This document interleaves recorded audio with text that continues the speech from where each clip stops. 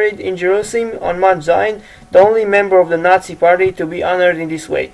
He and his wife Emily were named righteous among the nations by the Israeli government in 1993. Today, it is estimated that around 8,500 people, descendants of Schindler's Jews, are alive today because of him.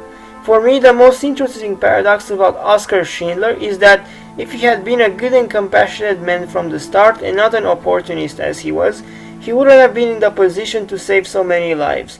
Because he was a Nazi spy and helped the Nazis, he was able to have their trust when he needed it the most.